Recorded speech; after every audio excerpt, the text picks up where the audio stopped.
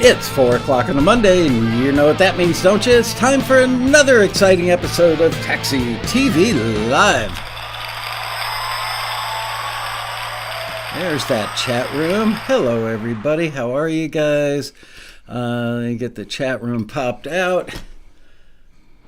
Okay, we are ready to rock.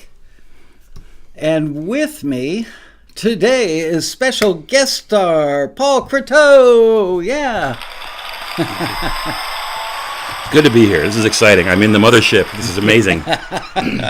And the funny thing is, literally 4 minutes ago, we were eating a burger on the other side of the He's not freeway. exaggerating. We were across the way. I'm like, Michael, you're crazy. We have no time. But he did it. So, Paul, or Paulie as he's known to friends, is a taxi member of several. He's going to give you a little background, but I want to read you a little bio before he eviscerates me on live television today. Paul Croteau is a San Antonio-based multi-instrumentalist and composer for film and television. His television credits include more than 60 TV series across 30 networks in more than 20 countries. Also has some film credits. Originally from Bloomfield, Connecticut, Paul was classically trained on the saxophone and graduated from the University of North Texas with a jazz studies degree. Traveled the world as a freelance musician, playing saxophone and keyboards in stage shows, jazz groups, R&B bands, and Latin ensembles. Shifting focus from live performance to music composition, he now creates music for film and TV and a variety of genres, including jazz, hip-hop, / tension, among others, and some of his music can be found on Spotify and iTunes as well. So there we go. Yo, Paulie Music. That's me. That's how you found it. Brandon. Find it. He also does a YouTube show, which is called Let's Talk Music, right? Yes, there's the interviews with folks. Yep. And small show. Anyway, I literally am so busy with road rally stuff here. I'm going to show you this, but not the audience, because I don't want anybody doing a still shot of this, but that's like how Holy crap. Yeah. That's a lot of stuff.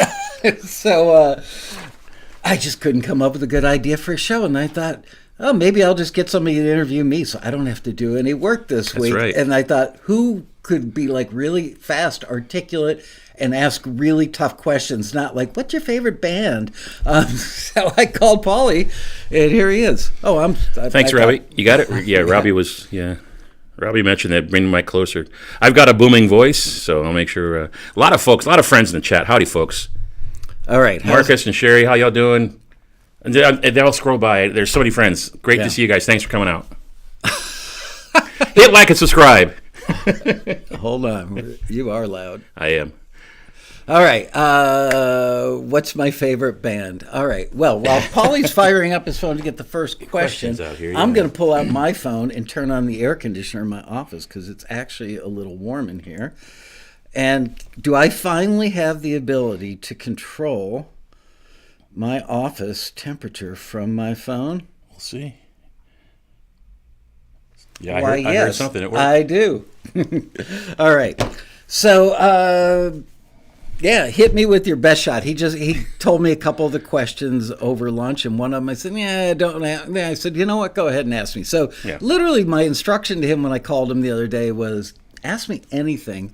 Ask me the hard stuff. No holds barred. So, and I will answer everything honestly and just not personal stuff really, but we won't get there. Yeah. We'll go there. No. Okay. Well, here we go. So the way I viewed it, Michael called last week and said, hey, can you help me out? I said, sure.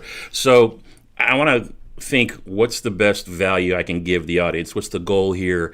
We want to help people understand how taxi works. We want to help people get the most benefit out of it, dispel a bunch of the BS that's out there on the internet, because the internet is making us dumber day by day. So I want to tell a little story real quick about how I found taxi for some contextual perspective. And I think it'll set the stage for a lot of the questions I'm going to ask. I probably got 20 or so questions. Hopefully we can get that all in there. So I became a member of Taxi in 2015. Like the bio said, I've done a lot of stuff. I'm a national jazz contest winning musician. I've traveled the world as a sideman. I've got a great music degree. I'm classically and jazz trained. I read music. I compose music. I've got a lot of musical skill. But I didn't know a darn thing about TV Sync when I joined Taxi in 2015. And I think a lot of the things you might find out there in the comments in the internet about is Taxi a scam and is it worth it, blah, blah, blah, are from folks that think, oh, I'm talented, I'll instantly be successful in TV Sync. I thought that when I got here in 2015, and I wasted the first 2 years of my membership by not focusing, not doing the right things. So I want to make sure folks understand, what you need to be successful here, how to get the most out of this fantastic service. I've been a huge promoter of Taxi for many, many years. And by the way, did I ask you not to turn this into a TV commercial? No, you did. He did tell me don't call it a commercial. But I want to set the groundwork. So I'm a big promoter. But there's a lot of misinformation out there, bad information out there. And at the end of the day, Taxi is a tool, one of many tools musicians can use to get their music heard on television. I think it's one of the best tools out there. And knowing who it's for, who it's not for, it means a lot. So I want to dispel myths. I want to set the expectations, help folks understand what's going on. So let's start by the concept. People out there say, I know what Taxi is. I know what it's all about. I want to hear from the man himself. How do you view Taxi? What do you consider as Taxi's mission? So that the world knows, coming from you, our goal, our mission statement, our objective is this. All right. You're working on the audio still. I am. Am I too booming? I'm going to try to back up some more. No, because then you'll mess up the camera view. We're fine. So what okay, how what do you is the perceive mission? Taxi? What is Taxi? Do you know, in all these years, I did write a business plan before I started the company. I used that to raise the money to start the company, but I never wrote a mission statement. I think mission statements are kind of a joke. Most of them that I see are they sound like a greeting card.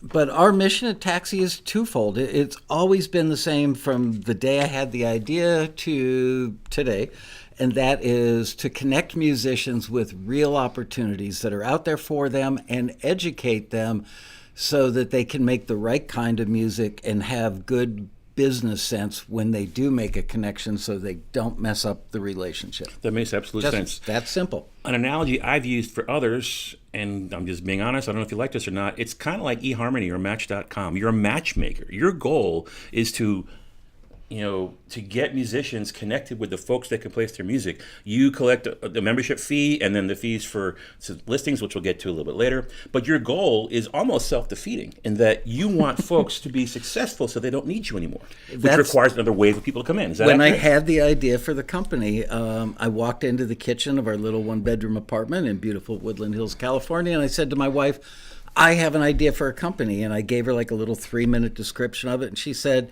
sounds good, but every time you help somebody become successful, then they won't need you anymore. And I said, there's always a kid that gets a new Strat for Christmas. This is true.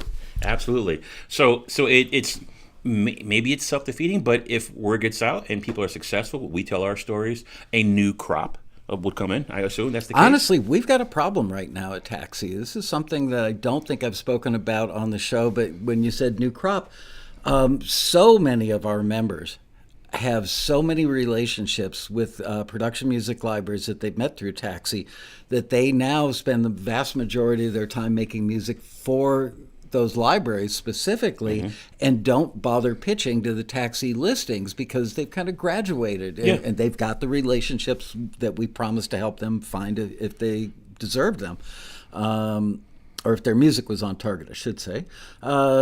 So we really need a bigger new crop of musicians to come along sooner than later. I know people think that we get like thousands of submissions for each listing. There are plenty of listings where we get 21 submissions, 48 submissions. So, yeah, we need more new members that are willing to put in the work. I visited the Forwards blog, and I've seen listings where you had no music to forward. Yeah. So that's probably quality as well as quantity lacking. Yeah, we won't forward something that shouldn't be forwarded. So, we would much rather send the company an email saying, sorry, we couldn't find you anything worthy of your ears, and they go, thanks. So you're telling me that you don't create fake listings to generate revenue. They're all fake. No. People out there think Taxi posts fake listings to that was one of your questions? That was one of my questions. Do you post fake listings? I can tell you I would stand before God with him holding a lightning bolt in each hand and my children wrapped in my arms. No, we have never in the company's 32 years ever run one single fake listing. Internet, you've got it.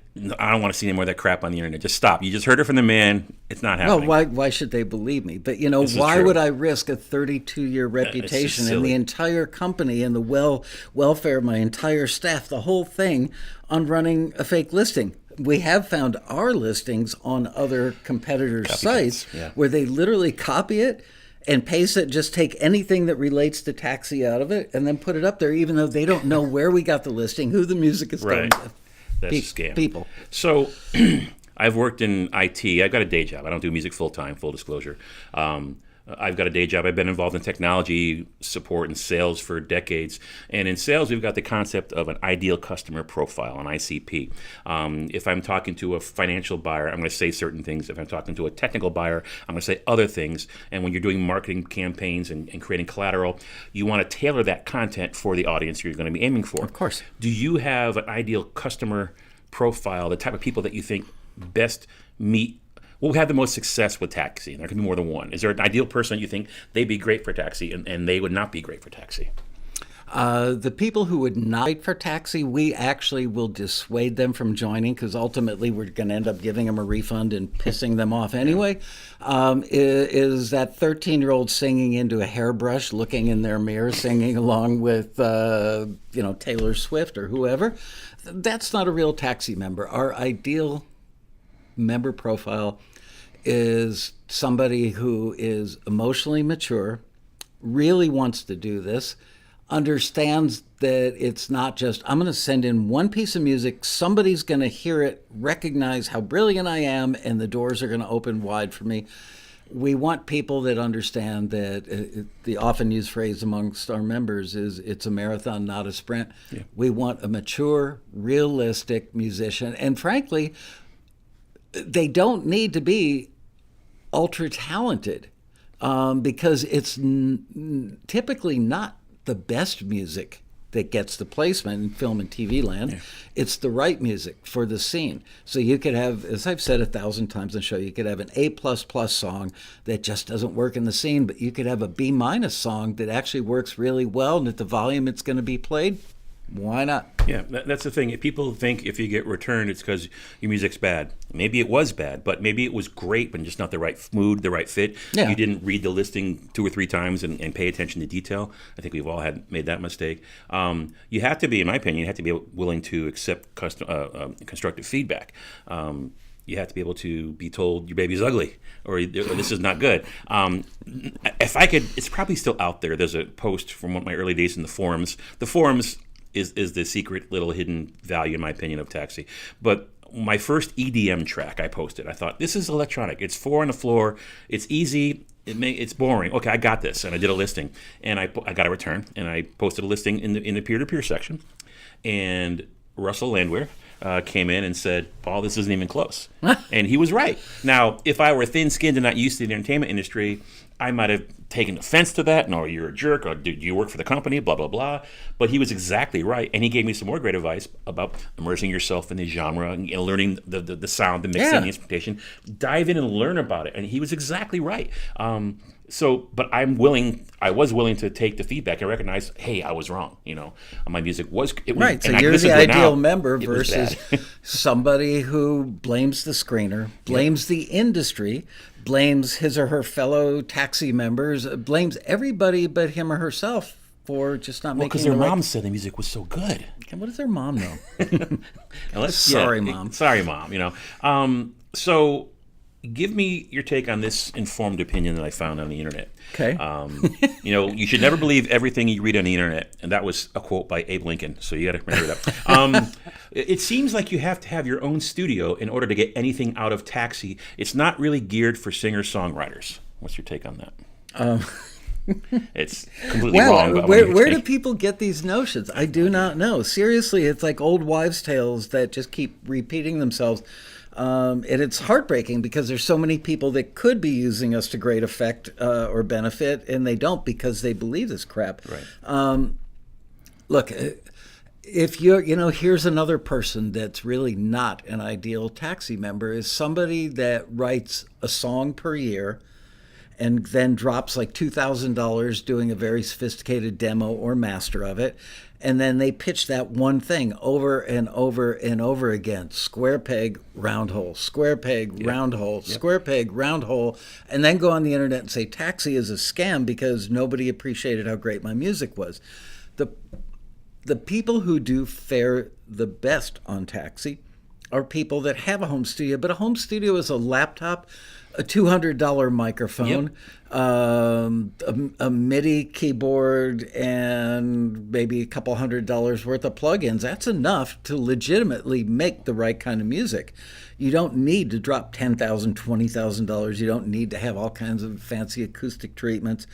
So you don't need a big studio. You can do this without a big studio. Yeah, so for that person, but that person who's, we have a lot of listings asking for singer-songwriter stuff. I think what they're thinking is, I do singer-songwriter stuff, then I pay a producer with the studio to do it, and they can't modify it. If there's a listing that asks for broken-hearted love songs, but yours is about the beginning of a love relationship, and you want to redo the lyric, you could do that by sitting down in your home studio, rewrite the lyric, after dinner, and record a new vocal that night. So, that person's probably not an ideal member. And you can't record a demo. We see broadcast quality all the time in the listings, and rare is the demo that wows folks. There's that song you play every now and then, the piano vocal that was just monstrous, but that was stunningly beautiful. You can't just open up your laptop and record acoustic guitar with no mic and send that into a listing. Although I've heard albums or songs by Fleet Foxes that sound like they were done like that. This is true. But for broadcast quality, some folks, they don't understand. I'm stunned. The more I dig into other members or naysayers' music, the more bad music I find out there. And there's a reason you're disgruntled, because you're not talented. And it's not Taxi's fault that you're not talented. Maybe you're talented and you're not doing the work. It can be that as well. And as I said to you over our very quick burger an hour ago, that I believe that if everybody who ever posts a negative comment about Taxi, and I've seen a lot of them over 32 years, but they're wrong. They're just posting stuff that they just make up or it's in their head. They should make it a federal law that you have to post a link to your music before you put the comment or right after it, so people could hear the music and then get oriented as to who the speaker is. Dispelling another stupid comment, does Taxi take people's music? Take ownership? Take percentages? No, exactly. Where do people get this crap? It's the internet, But if it's on the internet, it must be true. It must be true. People think that, it's a songwriting contest. Only one time in the company's 32-year history have I or the company ever gotten a piece of anything, and that's because the publisher who signed something said, I wouldn't have this if not for your company. That's I give you a cut. Can I give you half of the publisher share? And I said, nice. Yeah, that's really generous. Turned out to be a #1 hit. So, put one of my kids all the way through a fairly expensive college. So, but that was a gift one time. We don't take any percentage of anything. Never have, never will. Well, that's a good segue. So we're talking about one of your clients here. Let's talk about your clients. How do you find them? Did they find you? When I say clients, I'm talking music supervisors, libraries, music editors, etc. How do you find your clients? How do you screen them? Did they come to you? Do you actively go get them? Is it personal networking and word of mouth? And how do you vet them and say, this is not a person that's going to, that they're not a scammer, they're not going to take advantage of writers, etc. How do you find your clients? We go beyond that, but everything you said is basically true. They reach out to us via email. They occasionally call. Nobody uses telephone anymore. We will be on one of our clients' sites and see that they've got international distribution. There's a list of 20 countries with all the libraries that they work with. So we may reach out to 6 of those libraries because we don't have any clients in Italy or Germany or France or wherever. I'm just pulling those out of thin air. So we will also notice that if there's a certain type of music that we know our members love to make and they wish that we had more of those listings, we will be proactive and reach out to entities. We've done a great job, if I can compliment the A&R staff, with Nashville. True statement, 3 years ago, country listings would come in every now and then. So we started picking up the phone. I have a bunch of friends in Nashville, and I would call them and say, hey, do you know anybody that could actually use what we do? So, yeah, we will pursue certain types of clients on occasion because we know that they will request the kind of music that our members like. Generally speaking, I would say 70% of our clients come from them reaching out to us. They hear about us from other friends in the industry. They stumble on our website, whatever it is, and then we vet them pretty strongly. We actually, first thing we do is look at their web presence. Mm-hmm. Then we look at how long they've been in business, what their personal backgrounds are. Was this person who started the library a composer, him or herself, for 10 years before they started the company? What kind of success did they have? Because that means that they understand how the industry works so that they won't be dealing poorly with you guys. We'll reach out to members that we know are in those catalogs and say, hey, have you ever had... Bless you, or whatever that was. Yeah, I wasn't sure if that was okay. And ask them, how are they? Do they respond quickly? Do you get placements? Now, an ideal client for you might not be an ideal client for somebody else because you do primarily instrumental music in 6 genres, let's say, or 7, whatever the number is.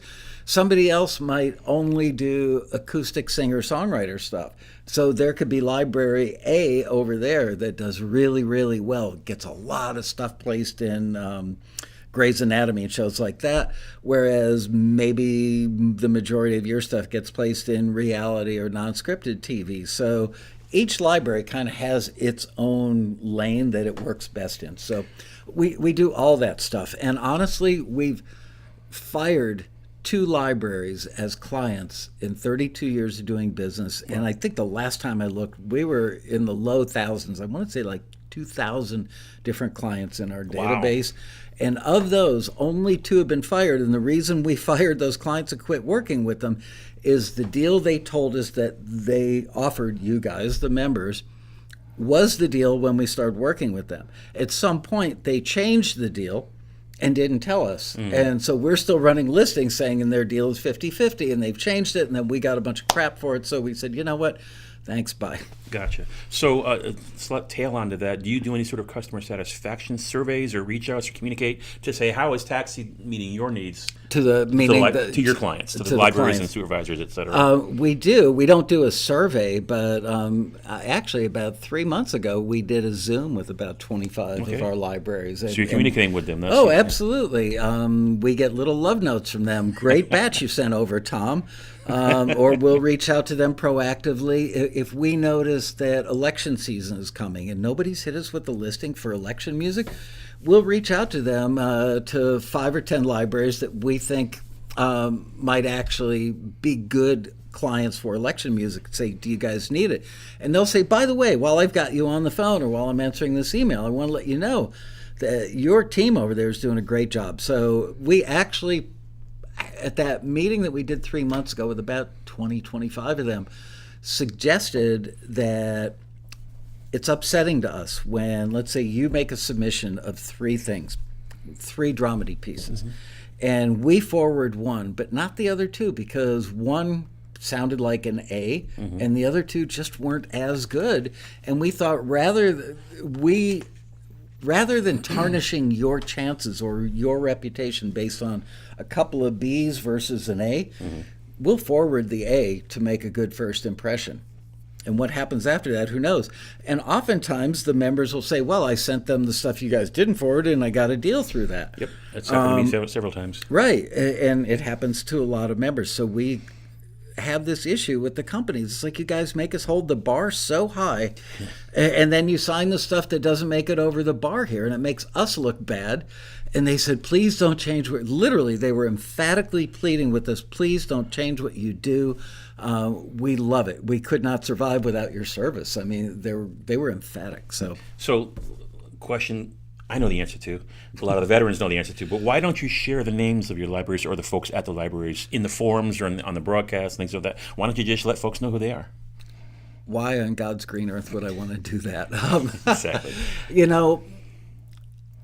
one of the most important things we teach at Taxi is how to conduct yourself as a professional in the industry. Musicians, all creative people, I don't want to pin this just solely on musicians, but people want something so badly that they will sometimes do some crazy stuff that looks really unprofessional, like jaw-droppingly unprofessional. So if we put the names of all these companies out there, there's this new thing called Google. and we used to tell our members your song was forwarded to APM or this company or that company. Right. But even then, the members would Google, starting like in the early 2000s, mid 2000s, somewhere around there, they would Google the name of the company, just knowing that they were forwarded to it, and then call the company and go, "Hi, it's Bob Jones. Did you listen to my music yet?" And the receptionist is like, Who? What? Yeah. So that's why we don't. So more on listings. So one of the things I've seen multiple times in the forums and elsewhere, people complaining about the types of listings, the genres that pop up, and thinking that you have some sway or dictate into which listings you do. And then, this is another one, that you're keeping all the good listings for dispatch. We'll get into that in a second. Okay, yeah, that's I would like to address that. So, but what I try to teach folks is that, look, Taxi provides a service for its clients, and their clients ask for what's popular today. Taxi does not dictate what music is popular this month or this week. No, we don't, but we do remind them, like I said earlier, if we are really slow on election requests, election orchestrals, let's say, dum dum dum dum dum, in come the results. No. Yeah. Yeah, I think I just got a copyright strike from YouTube on that. There you one. go. Yeah. Anyway. I mean, to a small extent, we can encourage them. Hey, have you guys thought about beefing up your election catalog because it's that time of year? And they'll go, "Oh, I'm so glad you mentioned that." So to that extent, yes, we can dictate a little bit, but it's like a 1 or 2 or 3% factor. Right. It's the industry wants what the industry wants. Yeah, I saw a thread last week in the forums, something about, I just saw Christmas songs in dramedy. I'm like, well, Christmas is coming up, and there's 2 or 3 Christmas track seasons, usually early summer, then again in the fall, and then the last-minute editors that need it last minute. Yep.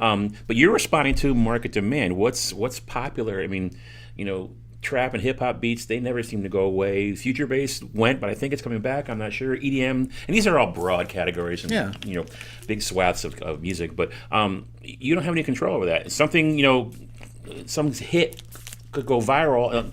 Suddenly you want a lot of country trap, hip-hop, like that Old Town Road, whatever it was. And the reason is most TV shows, not all, but most TV shows and films are made in present time. Mm-hmm. So the music in those shows has to reflect current. Okay, so back to the listings. Let's talk about dispatch. There's some confusion, I think, about dispatch. And dispatch did change, because I originally thought years ago dispatch was meant for quick turnaround. They need it in a week. We need composers that can quickly develop music. But so talk about the history of why dispatch was created. Honestly, this is something that I'm a little embarrassed about. And somehow we never really find the time to solve this problem. We've spent a lot of time talking about it, but haven't solved the problem yet. Look, dispatch, when I first started Taxi in 1992, film and TV opportunities for folks like you, the people actually watching the show, didn't exist unless you happened to live next door to a music supervisor. Music supervision wasn't that much of a thing back in 1992, frankly. You kind of built this industry. I mean, it didn't exist. I'm sorry. I don't want to get commercial for you. My bad. There was a woman that called me up. I've told this story on TAXITV before. 1993-ish. A year or two into Taxi, a lady calls up and she goes, "Can you find me?" She sounded like Joey's agent on Friends. I won't say her name out loud here, but she calls up, "Can you, hello?" She sounded like she had a cigarette with a long ash hanging out of the corner of her mouth, very thick New York accent, and just like Estelle on Friends. And she goes, "So tell me, dear, can you find me any horrific music?" And I said, "Horrifically bad or for like horror flicks?" And she goes, "The latter." And I went, okay. And a guy named Steve Clark from Van Nuys, California, like 20 minutes from here, got his stuff forwarded that he did on an Alesis ADAT with a Mackie 8 bus console. She loved it. That was literally the shot heard around the world. Quite literally. that was the thing, and the moment in time that opened the door for all the rest of you. Because then I'd start picking up the phone, calling libraries, going, this lady at that company just found some great stuff made by a guy in a bedroom studio. Oh yeah, show me. And one by one, the libraries started going, oh, that's cool.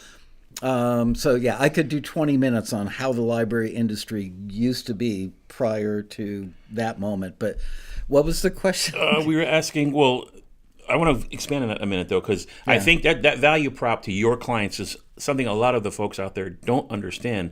They don't understand what Taxi does. Your value prop is saving your clients time by pre-screening and keeping the bad stuff away from them. Just not right. Or not suitable, or not appropriate, and that's the wrong word, too negative. Things that don't meet the need for the mood or the scene at the time. So you're saving them a ton of time. So therefore, Taxi's reputation is on the line with every batch you send to them, which is why screeners are strict and tough, and you have a high bar and lots of details in the listings, etc.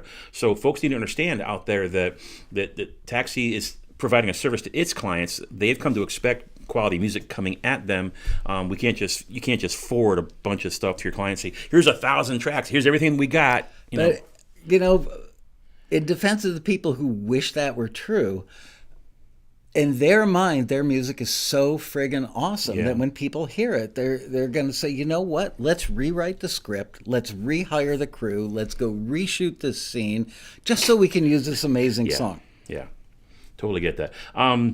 So talking about we're talking about dictating the listings, which listings get run out there. Back to dispatch. How do you select what goes to dispatch? All right, so dispatch originally, because of that request, opened up we were almost strictly record companies and publishers like Warner Chappell, record industry stuff. And then all of a sudden we became this conduit for film and TV music. And we quickly realized that while a record label would say, they're not going in the studio for like 4 more months. Run the listing for 30, 60 days and then send me what you got whenever. Film and TV doesn't operate like that. It often operates much quicker. So we were losing clients because we didn't operate quickly enough. Therefore, we took a specific high-end staff member, gave him his own office, which is like a company within a company, and he ran dispatch. He brought in the listings, he checked the screener's work on the forwards, sent it off to the companies, all that stuff. So eventually, because Taxi broke the ice on that and the shot was heard around the world, the whole industry started going that way. Therefore, what we do every day is more like that original quick turnaround thing, even though we generally run listings now for about 3 weeks-ish. We can turn stuff around in a day as well, but... You don't save certain genres for Taxi No, dispatch? not at all. Okay. But when we were going to get rid of dispatch probably 10 years ago, and the members are like, no, don't do it. And we said, why? And they said, because you guys will run instrumental listings in there. Instrumental cues weren't such a big thing back then, so the people that did them tended to gravitate towards dispatch, begged us to not change what dispatch was, so we've kept it around. Truth be told is 2023 was supposed to be the year that we were going to raise the price of Taxi, but instead of having dispatch be a separate charge, we were going to then include dispatch in the price of Taxi. But with the economy being like it is, I mean, people can't afford anything because of the price of gas and groceries right now. The last thing we want to do is charge more. But Taxi's been the same price for 32 That was years. My next question. Oh. You haven't raised the price. I know. People don't understand mistake. that. I mean, yeah, it's you could, but I mean, you could call. I mean, you can be a dissuasion factor if you want to decrease your membership, but you don't want to. You need. You just said earlier, you need more folks because people move on and they get libraries and they're going to spend their rare free time. We've been too writing successful for them. at what we do. Yeah, you're very good at what you do. So you need a new wave of people. So raising the prices is not going to help. And you got to understand, folks, not raising your price in decades is unheard of. No cost of living increases, no tax increases. You know what? You want to have fun driving around LA like I got in the airport today. Fire up realtor.com on your phone if you're in a city like LA and just see how much houses cost here. Oh my goodness, prices have gone up crazy. So that's a sidebar. I entertain myself when I do that when I travel. How much is that house? Because I can get that for $120,000 in Texas and it's $1.2 million here. Right. You know, it's crazy. But you haven't raised your prices. That's a long way to say that's really cool. Yeah. So let's talk about screeners. for a second. We talked about clients. We talked about some other stuff. How many screeners do you have? How do you find them? And are they paid per submission, per forward, per hour? So I'm asking honest questions. No, these are great questions. Everything you've asked so far has been a great Thank question. So good job on doing your homework. I would say in a typical month, we have somewhere between 15 and 25 screeners that are working. It's a shoot from the hip guesstimate because I don't actually assign them to the tasks or lord over them. Some people think I do. Our head screener does, but I don't. We have had over 400 different screeners. There are many people who are not active right now. They're all independent contractors. Okay. They are all experts, legitimate experts, and they are genre-specific experts. But we don't, we rarely have jazz. We get jazz listings for film and TV, but that doesn't need a jazz expert. That doesn't need somebody with your level of jazz knowledge. We need somebody who's expert in going, I could totally hear that in the background of a bar scene. Right. It's great cocktail jazz. Yeah. So we hire people based on what we need them for. Therefore, we only use 15 to 25-ish in a given month. Are there another 50 to 100 that are kind of on an active list, that are on an on-call list that we can reach out to? Yes. So another thing I found in the comments out there, the screeners don't know what they're doing. If they were good at music, they'd be artists themselves. And why are they slumming it and critiquing and listening to all of our bad music, blah, blah, blah. Is there any truth to that? Or do you have screeners that just are doing this part-time and don't know what they're doing? They're just checking boxes on a form? Or are they all experienced in their various genres? They are all highly experienced in their various genres. We actually test them. Today, we were testing a new screener. I can't disclose her name, but she's a publisher that every single person in Nashville knows well. And things are slow for publishers in Nashville. So she was referred to us by somebody else in Nashville who used to screen for Taxi. She's as legitimate and high-end as it gets. So what was the question again? Where do we find talent, the screeners? So, where do you find them, and are they skilled? They're highly skilled. Their skills are very specific to what they're going to do at Taxi. We never, ever put a hip-hop screener on a country listing. We don't even put country screeners. The person in Nashville who got trained today will never touch a Taxi country film and TV listing. Got it. Because she wouldn't know what to do with it. In Nashville, the lyrics have to include a lot of furniture in the room, a lot of visual detail. Film and TV, you don't want that visual detail. People don't understand how complicated and competitive the country scene is. They think, I'll just get my guitar, play my 3 chords, and talk about my dog in my truck. And your girlfriend wearing her Daisy Dukes in the swimming hole. Yep, exactly. There's the laundry list. The best storytelling, the best imagery. Robin Frederick talks about that all the time. There's a lot of people, the casual Taxi naysayer or the folks that want to try it before they buy, they don't understand how complicated and difficult this industry is, how competitive, how mean, how often unfair it is. Yeah, writing for TV is rough. They think it's all about, I've got the best song, which is not the truth. Why does Taxi charge $5 per submission fee if you're already charging hundreds of dollars for the membership?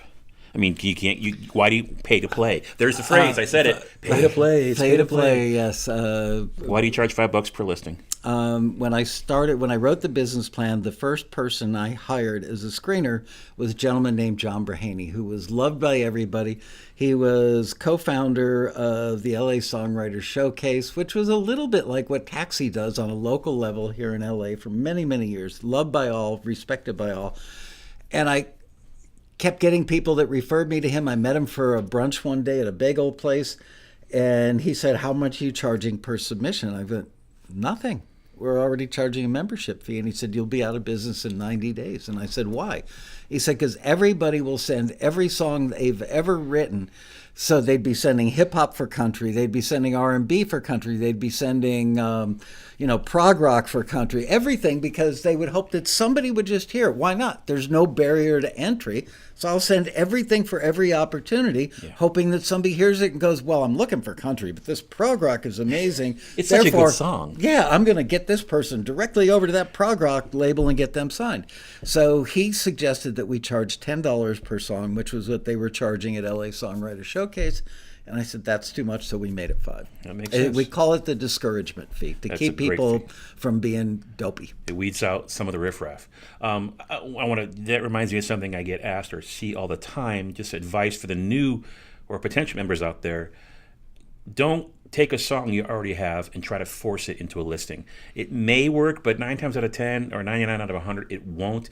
I suggest that you write to the listing, because the song's got to be a certain length. It's got to meet a certain style. There's certain references associated with it. So you may have this great song, but you can't have names or specific cities or stuff in it. Don't try to think, I've got this catalog, Taxi can find a home for it. It's rare that happens. Always try to write for the listing. Yeah, and it's not Taxi's modus operandi. Right. It's not Taxi's fault. That's the way the industry operates. Right. Is they want what they want for that specific thing. So if you've already built a big catalog, you're submitting stuff that's not going to be what they want most of the time, the vast majority of the time. Gotcha. A little technical question. I'm going to try to reword this to make it more smooth. Talking about the music that we upload. First,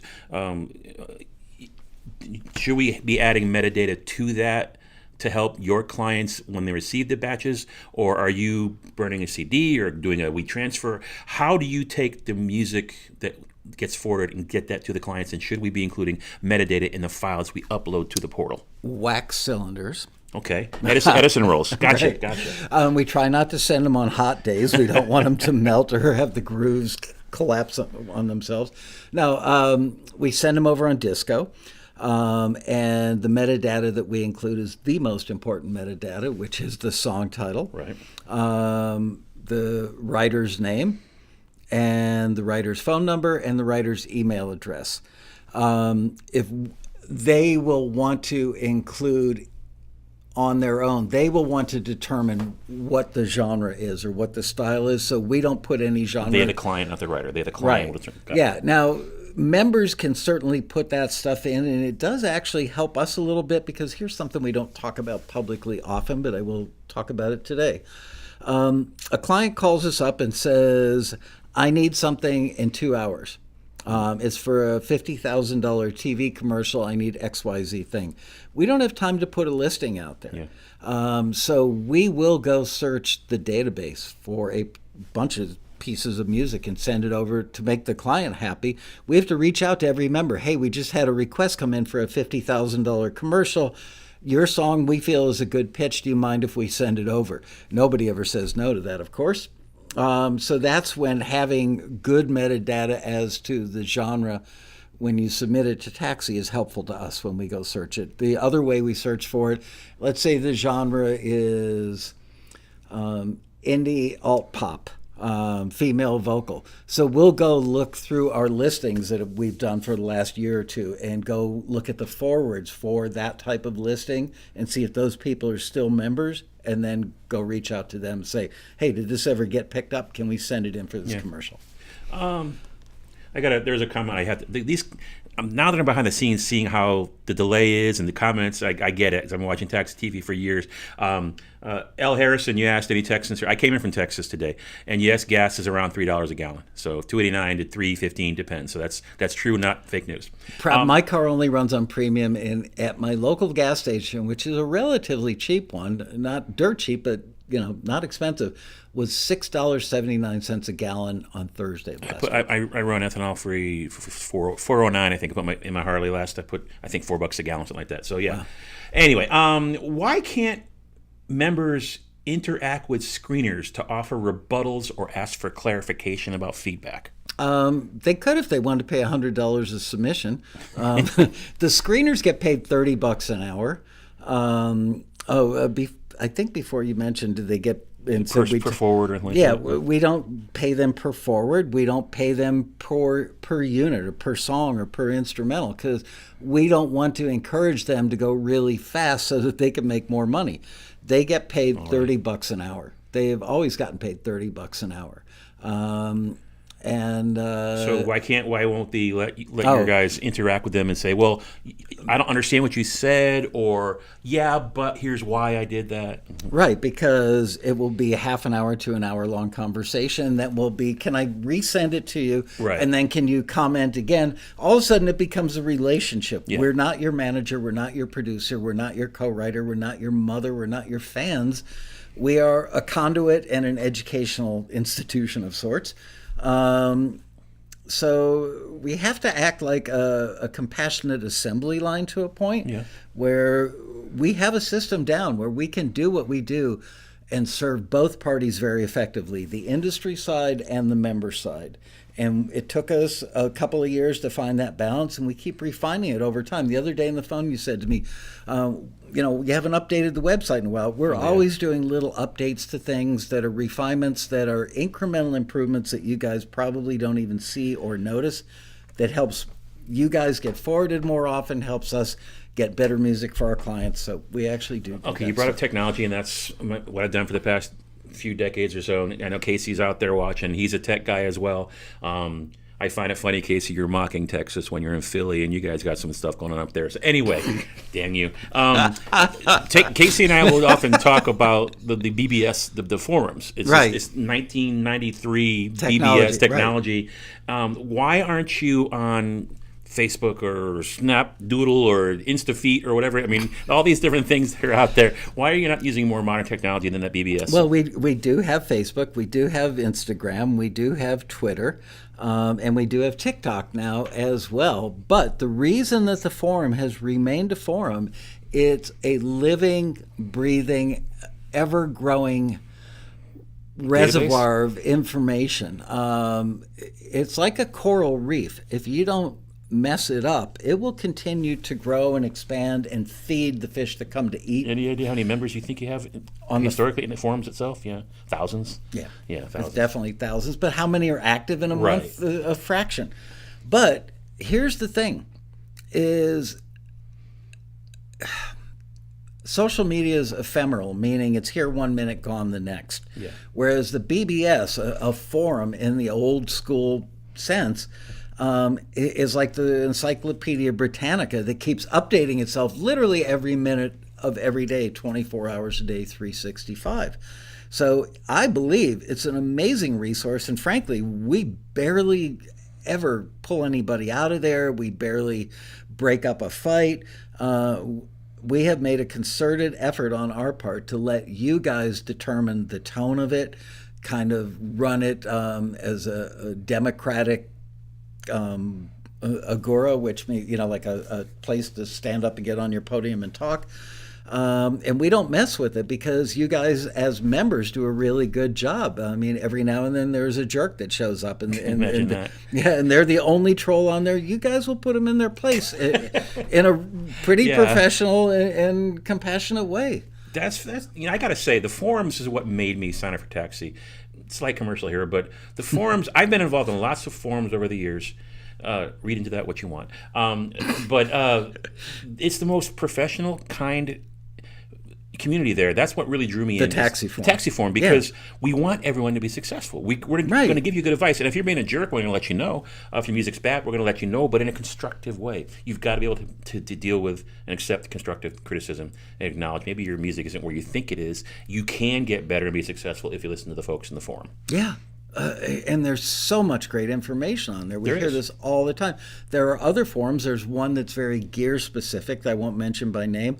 And it's just harsh and rude. And people are like, dude, you call that a good mix? Yeah. I mean, it starts out with a negative. It's like more like Twitter in that there's more negative than positive. Whereas the Taxi Forum, for whatever reason, has always been kind of nurturing and positive, and people, I'm shocked, but successful members help other members become successful. You would think paying it forward. You would think they would go, well, I don't want to create any competition for myself. There's a lot of pie out there. There's plenty of pie for all of us. Although that brings me to a sidebar question. You meet with your clients. Some of them are your friends.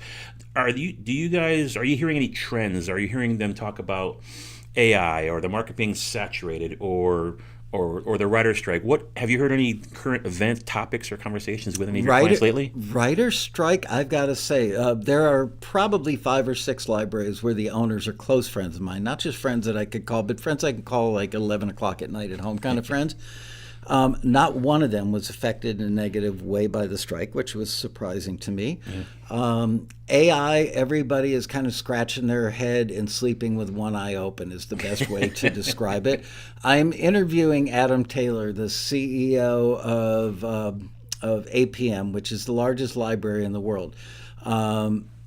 They sign other libraries. It's associated production music. So libraries from all over the world are under their umbrella, and a library in France has access to music from America, vice versa. So they've created a giant web of music outlets for production music over the years. And Adam Taylor's the CEO. Everybody who knows Adam says he's the nicest guy in the world, one of the smartest guys, and a great business person. He's my keynote interview. It's going to be just killer. I was sitting here yesterday working on questions on Sunday, and I'm going to ask him about AI. He and I spoke briefly about it on the phone for like 3 minutes. But if there's anybody who is watching it, I'm watching it carefully. He's watching it much more carefully, I would suspect. So we're going to find out, because he talks to, they've got like 100 other libraries under their umbrella or something. Yeah. There's different aspects to it. I mean, yeah, be in the ballroom Friday morning, November 3rd at 9 a.m. Is that the one you can't stream and have to be in attendance? That's the one right after it. Gotcha. Common question that a lot of new folks will ask: how long will it take before I hear something from a company that my material was forwarded to? Okay. It depends is the correct answer. Yeah. We have no control over that, and I feel for you guys. I really do. From the bottom of my heart, it's torture for me knowing how much torture it is for you that your music is sent to somebody. Oh boy, I got a forward. Taxi likes it. That must mean that the person on the industry side is going to love it. And in their mind's eye, the Taxi member, and rightfully so, has an image right here in their mind's eye of some guy waiting, going, where's that music from Taxi? I can't wait to find the good stuff. And they're going to hear your thing 5 minutes after we hit the forward button, and they're going to call you and go, this is the best piece of whatever I've ever heard, blah, blah, blah. This is going to make a fortune for both of us. I haven't practiced that in front of Not the at mirror. all. Never at all. But that's not the way it works. We've done whole shows on this, and I don't want to suck up too much time here, but the bottom line is every situation is different. They might be trying to find music for a TV commercial 48 hours from now. They're going to listen quickly. Are they going to pick up the phone and call you and say, hey, I heard your music from Taxi, but I can't use it? No. Why? Because you're going to say, why not? Oh, can I send you this other thing I did? Well, why not? Why can't I send you that other thing? But I did this thing 4 years ago that sounds perfect for what you need. Can I please send it to you? You are not the only person in their life. Yeah. So you are the only person that's that concerned about your stuff, but they're not. Sadly, that's the reality of the marketplace. They're not being mean about it. They're not callous about it. They're not looking to try and hurt you. They just have a job to do, and they move very quickly, and they can't do this back and forth. And your job at Taxi is to send out the briefs, pre-screen the music, send the clients what you think will meet their needs, and then you are done. Right hand, next listing, move on. It's not your job to run as a cheerleader for your writers and follow up and handhold and helicopter parent. Your job is to find them music and send them. Yeah, and frankly, none of that would really increase their odds of getting anything picked up. Not at all. What if I'm upset? This is something I'm familiar with, and I post in the forums about it. What if I'm upset with a return? Okay. And I'm like, dude, that music was solid. It was a home run. If I'm not happy, what are my rights as a taxi owner to challenge that? We have a head screener. He's been on the show before. His name is Craig. He's been on TAXITV. He will be on a couple of panels, I believe, at the Road Rally. Very good drummer. Yeah, he's a legit world-class jazz drummer. Also a North Texas alum. Yeah, he played he's played on a lot of big stages with big acts as a touring drummer. Anyway, the point is that I forgot the question. The head screener. I didn't like my return. Yeah. His job is to monitor the work that the screeners do, to make sure they're not writing anything stupid, to make sure that their punctuation is relatively decent. We have members that get very upset when they get something from a screener and the punctuation's not to their liking because they're anal about it and they got an A in English in college. So we have to watch that stuff. Andy wants to make sure that there's no copying and pasting. That is a crime at Taxi, and you will be fired instantly. I have fired screeners that were like vice presidents of Sony Music Publishing in their last job before they started screening here to kind of fill time till they got their next job, and fired them because they took something. This is back in the days when we wrote it out longhand, but they were literally writing the same thing on every critique. So you can go to you can email the head screener and say, I'm sorry, but I believe that the screener got this one wrong. And something that helps us know what to do with it is if you say, I posted it on the forum and 80% of the people on the forum thought the screener got it wrong. We really pay attention to that. A lot of times people think the screener got it wrong. They put it up on the forum and the forum members go, screener was totally right. They're right, yeah. So if you put it up on the forum and tell us that the forum members think that the screener was wrong, the head screener will re-listen to it and reconsider it. Now, oftentimes, it's already gone out the door to the client, and we can't call them up 8 days later and say, oh, by the way, we've got a straggler, so I'm sorry about that, but that's how the industry works. But we've done stuff like refund the $5. On occasion, when the thing hasn't gone out the door here yet, we will re-include it in the pile. We do whatever we can. God, I know head screener. I probably, in my 7 or 8 years, I think I probably hit him up 5 times, 3 being the past year. Because I'm older and crankier now. Get off my damn lawn. But he's very fair.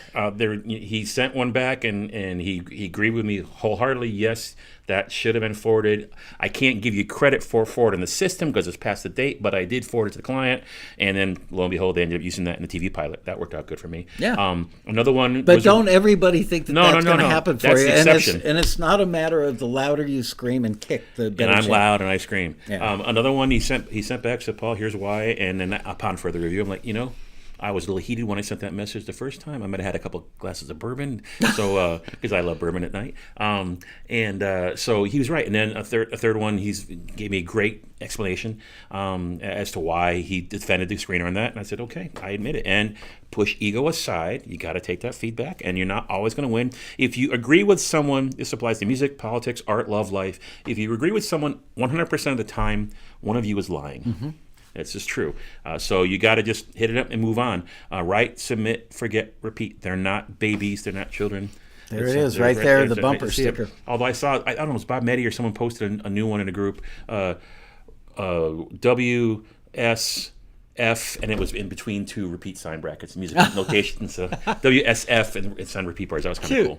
Very, very cool. How are we doing on time? We're top of the hour. We got 30 minutes left. I'm getting near the end, and I've seen some things pop up with potential questions, so we might be able to go to the audience. But I've got some more here. I noticed recently if you go you got to get used to your Taxi profile page, folks. There's a lot of useful stuff there. There's a new, to me, video on how to edit your profile and things like that. Right. So you're adding new content. I think there's a great chance to add some new content there. Maybe this is a suggestion or advice or a question. Do you plan on adding more helpful short videos to help members? I think the number one question comes up so often that I actually created a video myself on how to do it. How to post a link to a song from your Taxi member profile in the forums, because a lot of folks copy and paste it wrong and they don't. So I did a video on that. Maybe the better place to put it would actually make it global on the forum. Yeah. Because most members don't use the forum. Most members don't come to the road rally. Ooh, God. Most members don't listen to the feedback the screeners give them. Yeah. It's but for the percentage, which is small, that do all those things, they are almost always, like 99% of the time, that our successful members have those things in common. So because the forum is where they're active, I would say that's a great suggestion, and we should maybe we should create a new category: how to use the forum, and have those things in there. People just don't use the FAQ section. Every question that gets asked is in the FAQs. They just don't. We gotta or the search function. Although the search function is kind of iffy on that because the older system. But I think some more videos, how to post a link to one of your tracks from your profile, how to copy and paste a link from a listing. Because one of the things we always say when you do go to peer-to-peer is post a link to your music. They'll say, I was returned, or blah, blah, blah. Well, post the listing, post your music, post your track, post the references, and getting that all into a post might be difficult for some folks. So how to post your profile picture in the forums, that's always been a question as well. So some neat little technology videos might be helpful there. I will attend to that somewhere around November 16th or 17th. Of 2027. No. Because you're busy. I've got a few other suggestions too. Okay, keep them coming. One of the things, so how to post links to your music, how to post links to the listings. Can you give me an example of a compelling theme? Motivic development is one of the snarky things we hear about all the time. Not a compelling melody. Lacks motivic development. So we'd like to see examples of what's a track with. Show me a track, and then show me that same track with motivic development. Do we actually use those words? Yeah. Not a compelling theme might be the phrase. Yeah, put compelling it in the chat. motif. Compelling motif, or Hold exactly. on, email, Polly, for a list of suggestions. Yeah, gotcha. Forum suggestions. Okay. Definitely. Examples of edit points, examples of stinger or button endings. I've got videos on these, so I'm actually giving you some of my content, but maybe I'll keep those for myself. But I think the main point is that I saw the new videos. I'm like, that's really good. You are continuing to update the site. We see the website. It kind of looks static, but there's lots of stuff going on behind the scenes that you're tweaking it. And you spent a bunch of money on that site. It's a website. It's got a lot of stuff going on. So we may gripe about it occasionally, but it still does a very good job. Just to give you guys some perspective, around 2008, I hired a new development team for the website. We spent $150,000 before I pulled the plug on the project. And one of the guys, he was he was the head professor of computer science at a major Southern California university. And his brother was head of web development for one of the major entertainment companies in LA, and they were moonlighting building this thing. $150,000 into it. I pulled the plug and walked away from it. There was nothing that I wanted to salvage. We repeated the same scenario again over the next year with another highly qualified team. Then we brought in a third person who was recommended to me by somebody in the industry. That guy looked at how complex the old thing was, and our wireframe for the new stuff. He looked at it and he said, "This is above my pay grade." It's very complex. Anyway. Gotcha. Just curious. I'm reading some comments here, and some folks are saying, I emailed you a while back, I wrote you a letter back, and to me, to you. Personally, to you, question. Yeah. So I'm going to say, how many emails do you get every day? On average, about 300, and I've got 1, 2, 3, 4, 5 email accounts. One is my primary, and that one gets typically about 300. My day starts out at 7 a.m. in the morning, propping myself up in bed with a cup of coffee, and I literally sit there deleting emails for the first hour of the day, probably get rid of about 100. Then I go to answering the stuff that's on fire. And then around 9:30, I get in the shower, leave for the office around 10, and spend the rest of my day answering emails. And then at night, it's not uncommon for my wife to conk out around 10 o'clock, and I go back to answering emails. I despise email. Despise it. I live by it. And I'm one of those guys, I can't take a red dot on my phone. I can see no applications that have any kind of alert that I need to give attention to. I want no red dots. I want all my emails marked as red. I'd like to get rid of them. It's tough, but you're CEO and a longtime veteran. You're going to have tons of email no matter what. Yeah. A few comments in the thread and in the comments as well. Where these questions come from, Not from me. Not from Michael, no. Michael asked me if I could do this. He said, be honest, ask whatever you want. So I started doing a bunch of homework. I also went to the forums and said, because Taxi posted, hey, Michael's going to get hit with hard questions. And I posted in there, if you got any questions, post them here or message me. So I want to let folks know that they're out there. So all the questions are mine based on my research. I was not fed any questions by Michael at all. That being said, Nor was I blocking any, and didn't hear any of these. I heard like 3 or 4 as we were shoving burgers. I brought a couple of topics just to make sure legally everything's cool, and I don't want you. So I have here. I'm going to ask you the most potentially contentious question, or not contentious. That's just or personal. So it is the most popular question I did receive by a landslide. Curious. Are you? I mean, you've been doing this for how many years now? 32. 32. We're going into our 32nd year. So you're no spring chicken, and nor am I. You have gray hair. I would if I had hair. So what's next for Taxi? What's the future hold? You've been doing this a long time. People get tired. You want to go fishing.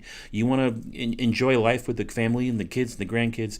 What are your plans for Taxi? Do you want to sell a business? Do you want to just shut her down? Do you want to hand it over to someone? What do you think is the future of Taxi? 20 years ago, I would have told you that I wanted my daughter Hannah to run it. She was born with a great business brain, and she became a singer-songwriter, and then her life path just changed, and so I was a little brokenhearted that I wouldn't have an heir to the throne who kind of grew up, at the dinner table. The business. Yeah, hearing about it every night at dinner, which apparently makes my family sick because I talk about it a lot.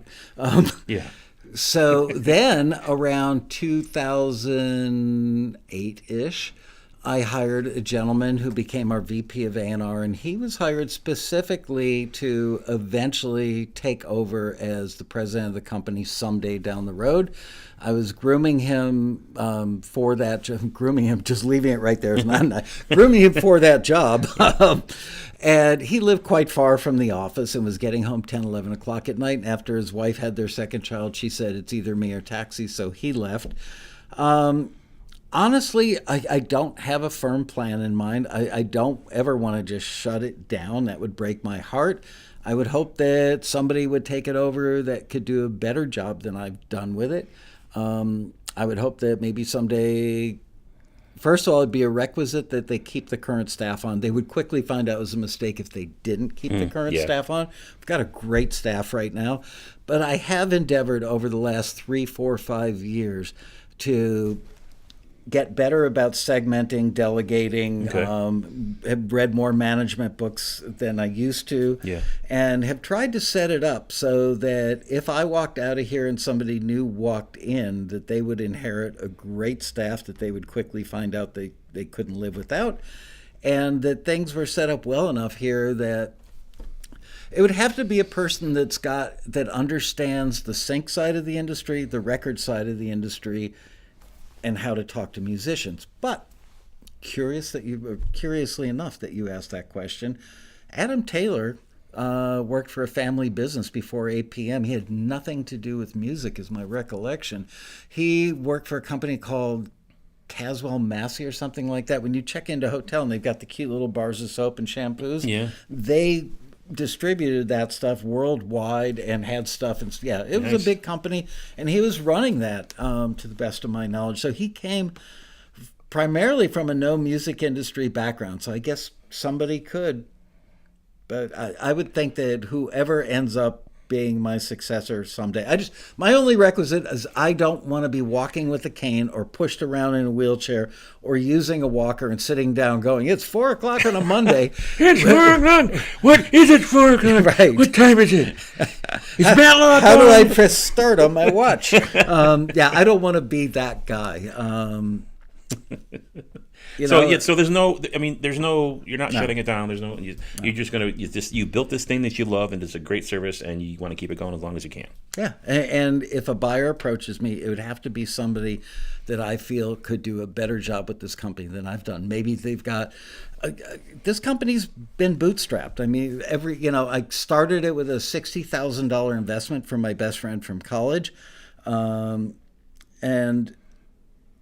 maybe it was a mistake on my part to not bring in like equity partners, that would give me a few $1 million. There are things that I would have liked to have done if I could throw $500,000 at something that I couldn't, because we were bootstrapped, but you can't look in the rear view. So maybe forward looking, someday if the company is sold or whoever comes in, that they've got deeper pockets and a similar skill set to mine, and they're young enough that they can give it 20 years of forward motion. That makes sense. Private equity seems to, I've been through lots of PE acquisitions in the business side of the world, and the only folks that do well are the folks that have the equity to begin with. Right. The common man usually ends up getting screwed, for lack of a better phrase. Right. That's really why I didn't go to private equity in the beginning. You lose control. Yeah. And then exactly you start thinking right. short-term financial focuses versus the needs of your clients. And you've always been a client-focused company. I looked at what happened to Steve Jobs and Apple when he got booted out of his own company. That was the thing that scared me from taking outside money. Yeah, no, that's a good example. Yeah. Those are all the questions that I could think of in the past few days. I'm looking at my notes. If I got anything else, that's really like that. Well, you want to go to the chat and see what we got? Yeah, and you pick the questions. This is fun. I didn't have to do anything. You're asking great stuff. This is not rehearsed by any means. No. This is, you said, Paul, will you interview me? Ask me what you want. I said, sure. And then I'm like, crap, what did I just commit to? I got to ask all the questions. Yeah. Now, I was concerned I'd run out. Of course, someone said they watched the video at 1.75 speed to catch up. I speak at 1.75 speed naturally, so and I'm sorry I went through that. My goodness. I usually recommend folks to watch my training videos at 50% or 0.75. Holland Nelson says, don't ever lose the heart of Taxi because that's what makes it special. That's what I have tried to imbue with the staff. We bought a vacation home about 2 years ago. Well, COVID was still kind of a thing. And in 2021 or 2022, I spent 4.5 months working from that vacation home, which is on another continent. And it was a good test for me. We learned during COVID with the staff working remotely using WhatsApp and Zoom that we, in fact, could work remotely, which told me I could work remotely, although I'm working from a time zone that's 10 hours ahead of LA, so that makes it a little hard. But I do half of my job in the morning when I get up over there, and I do the other half after dinner time until like midnight, so I have weird working hours over there. All that to say that I sit there with a smile on my face because the staff is a little bit forced into handling stuff that they can't when I'm here, and they can just walk into my office and go, wah, wah, wah, this isn't working out, please help. They don't wah, wah, wah, but you know what I'm saying. So let's reset. Okay. I married a school teacher, and she's teacher of the year, fantastic natural teacher. I've learned a lot from her. We always want to check for understanding it and reset. What was the goal of the show today? We still got time. I'm not closing out the show, obviously, but our goal was to help people understand more about Taxi, what the value proposition is, who gets the most out of it, how can they get something out of Taxi in general. So this was not a commercial. This was really just meant to say, ask questions that people want to hear about. Inquiring minds want to know this about Taxi, and I think I've done that. So I want to make sure that anyone watching now, if you have any questions, still you're unsure if you're right for Taxi, put those questions in the chat. Smash that like button, hit subscribe, all that fun stuff. I always fall into that trap. But ask the questions. It's important. Setting expectations is something I've dealt with at lots of different jobs. And if you set expectations up front, less people get upset. Everyone. There you go. Question, Michael, have you ever been to the Rady Shell in San Diego? Great acoustical venue. Saw Jethro Tull perform there. I have not. Never. Interesting. There you go. Casey just put a listing up there. Major music A&R company on the hunt for a successor. No. You can do a listing for for who takes over Taxi. Taxi is a fantastic service, but you've got to do the work. You've got to have the right personality. You've got to recognize that you need to improve. And like I said earlier, it doesn't matter if you're talented as a musician, because musical skill is one prerequisite. Understanding the business is a major one. Yeah. Understanding what you're running for. There's a quote I heard from Dave Croft or his wife Shannon at 52 Qs. He said a phrase that I have been stealing ever since. When you're writing for TV, sync, and film, you're an artisan, not an artist. Mm-hmm. We are meeting client needs. And you tell the shoe sales story all the time. The woman comes in asking for this, and you brought that. Well, you wanted a pump, and I brought you this high-top sneaker. It's a great sneaker, but it's not what they asked for.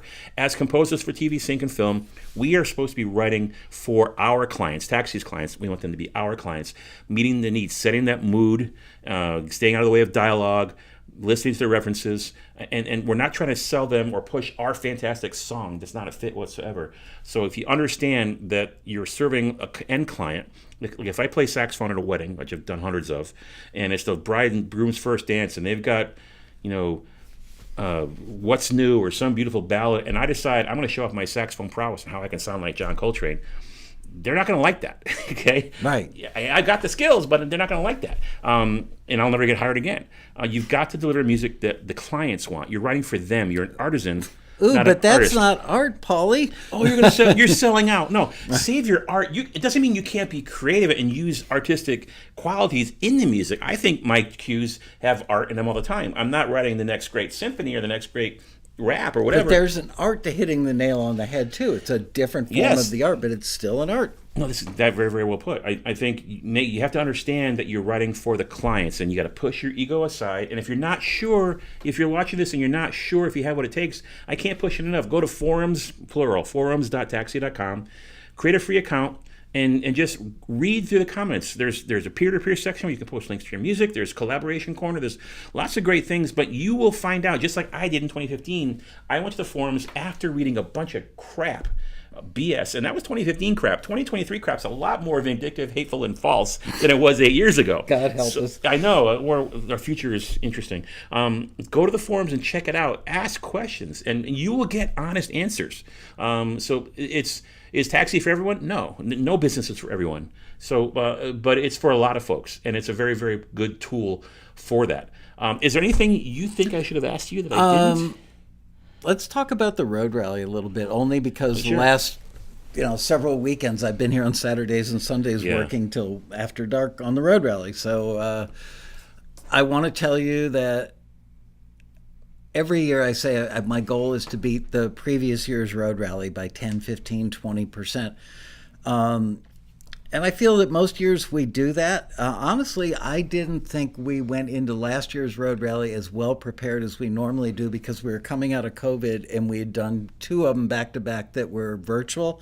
And I felt like we really nailed those well. Yeah. But it was hard to adapt ourselves to working in a live setting. And so we missed a few things. But the staff, they are awesome at fixing problems on the fly.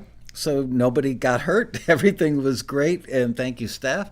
I'm exceptionally proud of this year's road rally. I honestly believe that it's going to be not just 15 or 20% better than last year's, but could go down as the best rally ever as far as the quality of the content and the range of types of content.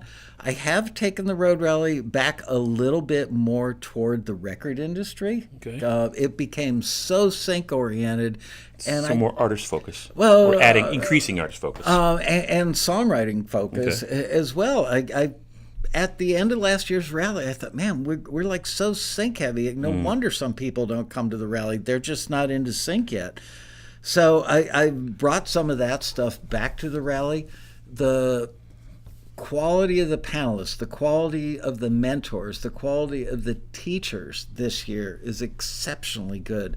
And frankly, Angel and I sat down. I looked at her list of people that she reached out to or was about to reach out to teach classes and be mentors and stuff, and went, not good enough, not good enough, not good enough. I'm sure I've pissed off a couple of dozen people, but we eliminated a lot of people that I felt like I wouldn't want to sit in their class. That's where I held the bar, was if I didn't feel like I could learn something in the class, then why should I expect you guys to sit through that class or have them as a mentor?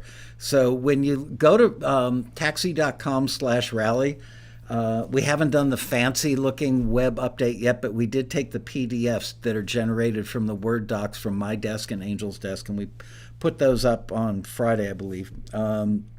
You will see. Question here about the rally. Yeah. The road rally submissions say CD Baby Pro songs are not eligible. I believe we can suspend our royalty collections for any of our songs at any time. Would that do? Yeah. Just make sure that it's actually taken care of. I think CD Baby and some of the other places, first of all, you don't want to stop distributing music through them. You just want to stop the pro side, which acts as depending on which deal you sign with which company, typically they're publishing admin deals or straight on publishing deals. So that's why another publisher in the form of a music library won't want to sign you. So yes, you can suspend that or cancel it, but I've heard that it takes like a month or so for the process to happen. So just be sure that it's done. Libraries get very upset with us and even more upset with you guys when you send them stuff that they can't sign because it's already published. And it makes you look really bad, and they do remember names. That's an important point. The sync business can be intimidating. The film business can be intimidating, but it's also a small world, and people talk. It's a family.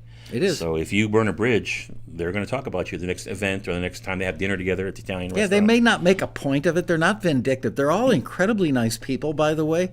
Good, hardworking, smart people that I genuinely really like and feel privileged to have as clients. But at a table of 10 of us at a industry dinner or something like that, and somebody goes, "Oh God, you wouldn't believe what happened last week. This guy, blah blah blah blah blah. What was his name?" Oh, I knew that guy. Yep, exactly. That's how it I will happened. say, to be fair, that composers do the same thing about libraries. I'm sure they do. I was chatting with some friends on a Discord server, and I didn't mention the name of a library that's done very, very well for me. I'm so glad to be a member of them. But Big mistake there, by the way, doing that. Doing that? When you tell people that a library's done really well for you, you've just caused 100 other people who are going to see that to call them. I didn't say the name though. Good. I Okay, didn't say the name. I never. Because people of varying degrees of business savvy will say, reach hey, out, yeah. I heard from Paul that that's why I Exactly. didn't say the name. But we talk about libraries and who's good to work with, and based on our experiences, who's good at communication, who stinks at it, who has the great portals, who doesn't care about portals. So it's a two-way road, but we're not the ones making the decisions at the end of the day. So we got to learn how to play the game. Business No, is but cutthroat. it's kind of like buying a car. You can go to the dealer that you feel best about doing a deal with. Absolutely. So a couple things, and we do have a few minutes left. So you mentioned earlier a new wave of client. We need more tax members because the old ones get those relationships, and now they're spending their time on that. And we are on such a roll right now. Tom and the guys in the A&R room are doing such a good job of bringing in. I mean, look at How are you finding new members today? I found you from the Songwriter Magazine full page ad in 2015. I've actually canceled our print ads because they weren't paying for themselves anymore. I would say that the majority of them, about 40%, come from word of mouth now, which didn't used to be that way. And the rest come from people finding us through internet searches. We, believe it or not, we spend $25,000 to $30,000 a month on Google AdWords. Yes. When people go, "Oh, Laskow's got X number of clients, $300 a head, he's making a fortune." Walk a mile in my shoes sometime. I mean, $25,000 a month minimally on Google AdWords. That's $300,000 a year that I could be putting in my pocket, but that's how we advertise. Anyway. Got some more questions. The one I saw right away. Mark, do you think GarageBand can be used to produce quality material? Yes, I started on GarageBand, used it for a couple of years, upgraded to Logic. And think about it, Logic is $200.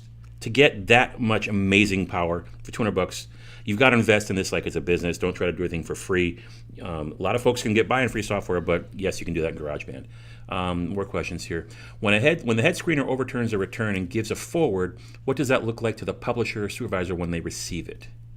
Like any other forward. Yeah, it just goes. It's a forward. Boom. That's it. Oh, I don't want to bring up a comment that scrolled by earlier. I think there might have been a couple that went by us. And there's a comment I saw that I wanted to share with you, so I think you'll appreciate it. How incredibly smart and handsome I am? No, but even more sentimental. Kano, our friend Marcus, he said, when we were talking about the value tax, he said, "Taxi changed my life." Full quote. And I know for sure, I remember Marcus, I remember when you joined the forums, announced that we'll write you a song, and I reached out to you, and you just had that chemistry right away. You, Marcus, are the hardest working guy in this industry that I know of for sure.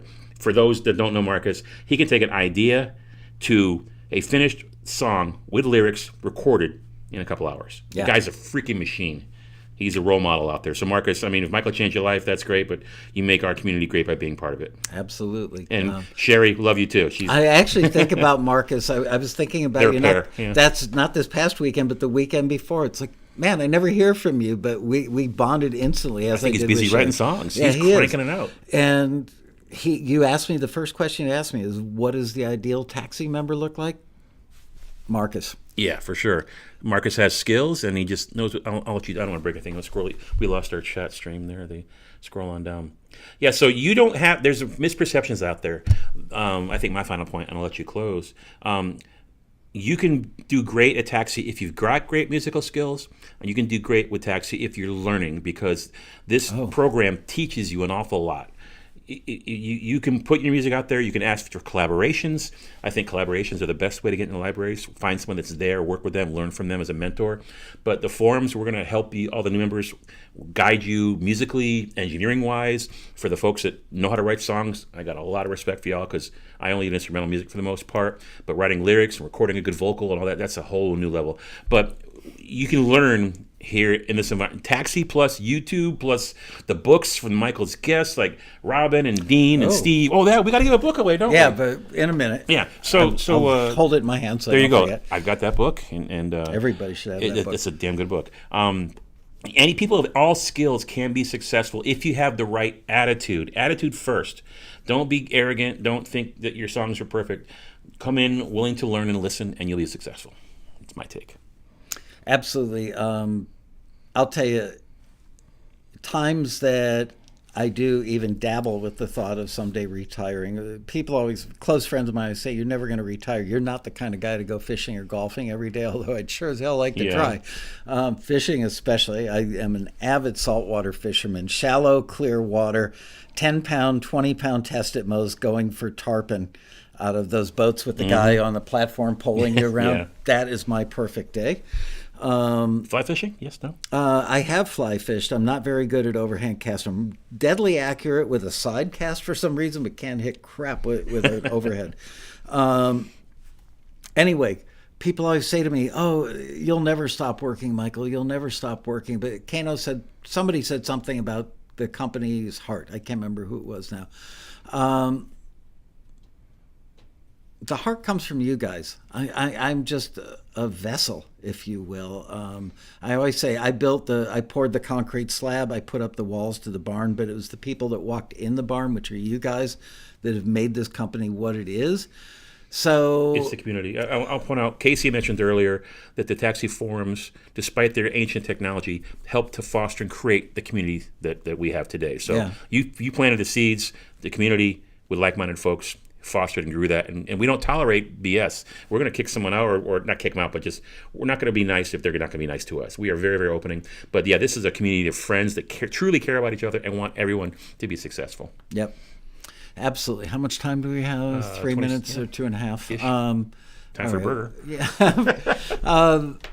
Anyway, thank you, Paulie, for doing this. He literally got off a plane, checked into his hotel, threw on a different shirt. Thank God. He came right over here in an Uber. Got to get a plug, get things. Like and subscribe. Yo, Paulie Music. YouTube. There you go.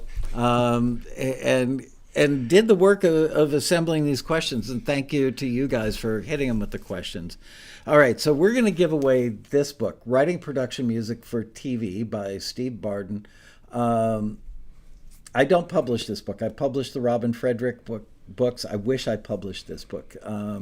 It is so incredibly comprehensive. If you want to make music for TV and film, TV maybe even more so, this leans towards television, as the title says, it's indispensable. You can't be a serious person and try to get in the industry if you haven't read this book. So what we're going to do is you're going to type in a +1. Not yet. Hold up.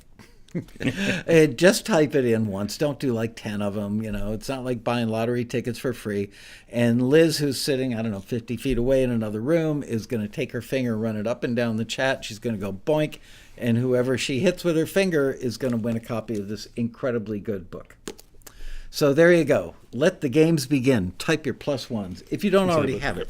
I think one of the best things on this book is that his picture. Steve on the back, he looks like he's from the movie The Matrix. I know, but he used that picture on everything. He looks so friggin' serious. But this is the Steve I know. This is the happy-go-lucky, techie musical guy. And then there's, red pill, blue pill. I know. He's trying to look like a badass band guy, and he's not that guy. Exactly. He's like your college roommate that you stay friends with for life. Real good player too. Yeah, and great writer. Yeah, he explains things that's people that can do often can't teach. being able to explain things of technical levels, technical concepts to people of all levels is a gift, and Steve's got that. So it's a good book. If you don't win the book, go buy it. Yeah, he will be at the road rally. And guys, please, when we finish the show tonight, go to taxi.com/rally. We're a little bit behind in signups, and I think it's because people were on vacation in August. Things did pick back up in September, so we're sure we're going to hit our numbers or very close to it. I just want everybody to go to any extreme they can to make it to this rally, because the quality of what you're going to learn and the people you're going to learn it from this year is going to be so much better than any previous year. That's a promise. So go look at it. You can actually read the bios of the mentors, look at the panels, just read all of it. And when you think that you get that for free.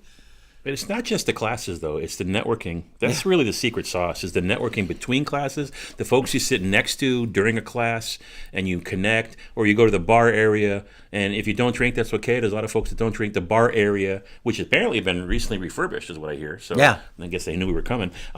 The social aspects, the networking is to me, the best part of the rally. The content's fantastic and useful for folks of all levels, but the networking, the meeting of folks. So have business cards ready. If you're not a social person, if you're an introvert, you can still get something out of this. There's so much great content, so much great social activity and interaction. Our winner is Kelly Katera. Kelly Katera, KK. Awesome. The networking is there is no better place, I've been told, to network your way into the music industry. But don't go there just for the networking, walking around handing like CDs, thumb drives, whatever to people going, aren't I great? Aren't I great? Check me out. Check me out. Let it happen naturally and organically. You know what? You will meet people standing in the registration line that will become your friends. They will introduce you to their friends. That's how it happens. Don't push it. It's like dating. Right. If you walk up to a girl and say, I'm rich, I drive a Porsche, and I'm really handsome, well, that might work. It might work, yeah. I was saying it, I'm going, that's a bad example. You get the idea. Anyway, you guys, I almost passed out. Thank you so much. Kelly, you're funny. Paulie, thank you for doing this. Seriously, great questions. And you told me to be honest. I did. I couldn't. There's not a single question I thought of that I didn't ask. And hopefully my answers were satisfying.